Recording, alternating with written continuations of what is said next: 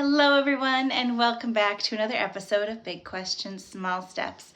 My name is Amanda and I'm so glad to be joining you today. Today we are going to start talking about a new denomination within Christianity. We have talked about many of the different Christian denominations, and dare I say, the one that we're going to start talking about today probably has the most negative connotations. When you see or hear certain things, people automatically have opinions that pop into their mind, and typically they're negative ones. If you see a big white van, if you see females only wearing dresses and skirts, if you see someone refusing to stand for the Pledge of Allegiance or the national anthem, if you see a child in school who steps out and does not participate in class parties, birthday celebrations, anything like that,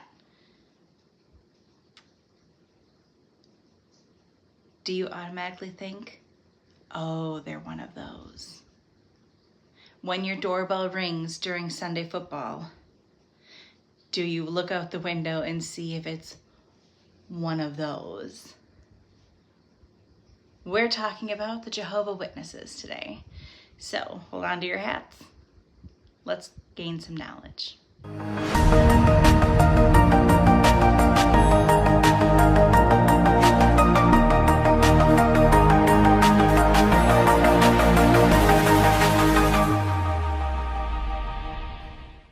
So during the Great Awakening, that's when everybody was making that more personal connection with God. They were really seeking for an individual relationship to having a spirituality that they could connect to.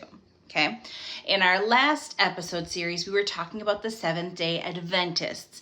These were people who pushed away from being part of common day society because they were concerned about who was around them and the evil around them that could contaminate or change their soul. And so they were very guarded regarding that.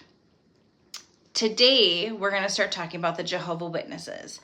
And the Jehovah Witnesses do have some ties to the Seventh-day Adventists as far as how they started. And understanding any religion and what they do, it's always best to start with how they began. So in today's presentation, we're going to be looking at the history of the Jehovah Witnesses. So it all started one day in 1869. There was a meeting going on, which was commonplace at that time. There would be these meetings or revivals where preachers and passionate speakers would be talking about what they believed. And it was held in a public forum, public setting, so that people walking by could hear and be pulled into this message. Okay, at one of these meetings, it happened to be in Pittsburgh, Pennsylvania, there was a man named Charles Taze Russell, and he was listening to a presentation by a preacher named Jonas Wendell. And Jonas Wendell was sharing ideas and teachings and understandings from William Miller, who was one of the founders of the Seventh-day Adventists. He was the one that he found numbers in the Bible and calculated it out and said, oh, Jesus Christ is coming on this time. It was 1873, I believe it was. And he said it was sometime between March of 1873 and March of 1874. He was going to come back during that time. After that time, Jesus didn't return. William Miller left the religion. It kind of changed focus after that. And they said, oh no, it wasn't a physical return. It's supposed to be this spiritual return. And Jesus has entered into the final house and he's doing the evaluation of the book of life. Okay, so Charles Tate is listening to this man named Jonas Wendell sharing his understandings of William Miller's ideas about the Seventh-day Adventists, the coming of Jesus, that it's imminent, his return, and this idea of having an immortal soul, a soul that will live on past one life. Okay, so he's at this presentation and he's feeling, as he describes it, a stirring within himself. He felt a stirring that he was intrigued about the immortal soul. He felt called or driven to do more, act more in Jesus's name. He did, however, disagree with the idea that Christ was coming back and he was going to destroy the earth. But there were many things that he did agree with. So after he was at this presentation, he did more studying and he did more research, and he linked up with a couple of other people who were also at that meeting, Eros, Brannan, and Christian. I pronounced that wrong. But those three individuals were also at this meeting. There were other people who were part of the Seventh-day Adventists, but more on the outskirts. They didn't necessarily have a big role in the Jehovah Witnesses, so I didn't really focus too much on how to pronounce their names. My apologies.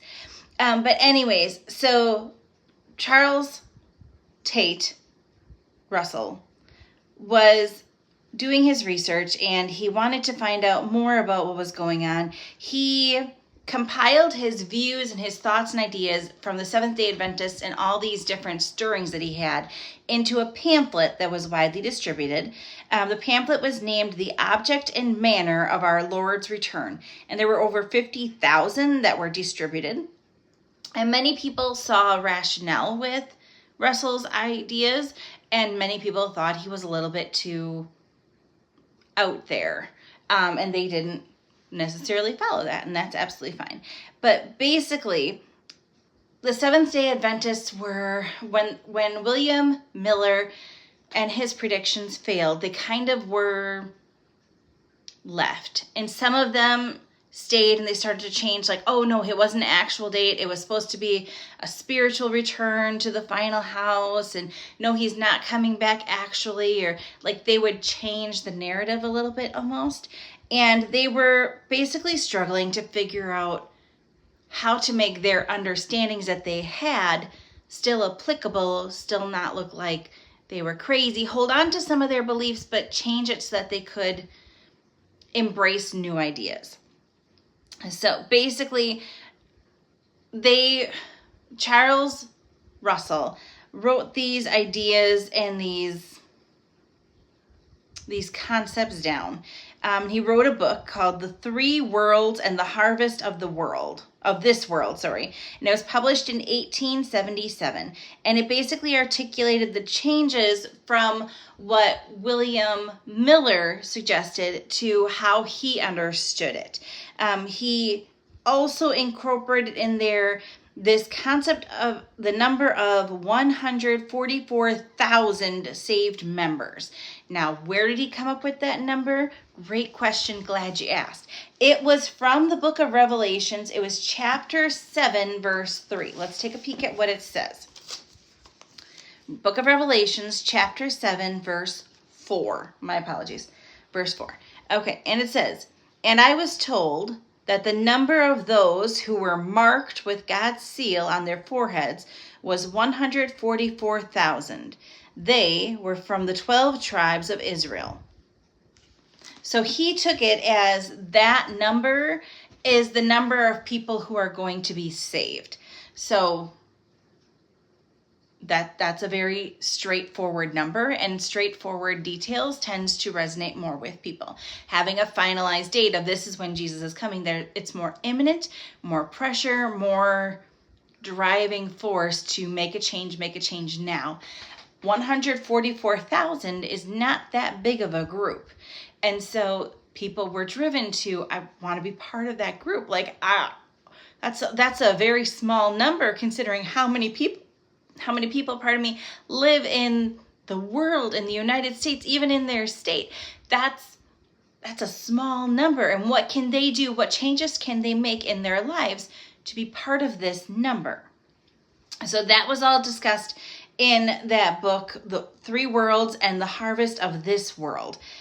Russell noticed that when he would have these public speaking situations, and he would go and he would have these revivals. People were very passionate and very driven that they wanted to do something, but that steam would fade between different revivals. So he really instilled the idea of, no, people need to be visited more frequently. They need to hear this more frequently, which is why the Jehovah Witnesses now do the outreach, as they call it, or the preaching, as they call it, where they come to people's houses. It's to make that more personal connection and to really drive home the matter that this should matter to you, and you should encounter this more regularly because it's what's right for your soul in your heart. So that's what they did. Now, as Russell was seeing the difference and how he wanted to change it and how he wanted to have more Bible studies, he felt he needed to support more publications to get the word out to people who were not able to come to different meetings that he had. So he organized and he published a meeting. He supported with finances to publish a magazine in July of 1879. However, that was published by one of the other people that were at that meeting with him, that Arrow and the other three. And basically they were sick of Charles Russell basically telling them what to do, and he was kind of the leading force. He was the one that was getting all the attention. And so they said that he was basically trying to corrupt them and hold them for ransom, and they couldn't publish what they wanted. They couldn't have their own ideas. And of course that made him look bad. And so they split ways, and Charles Russell decided he was going to publish his own newspaper or articles, and he published a magazine known as the Watchtower.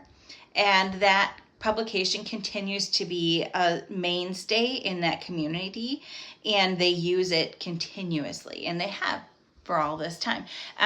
The organization of who contributes to the Watchtower has changed, because when Russell was first starting it, he was the person that was doing all the writing.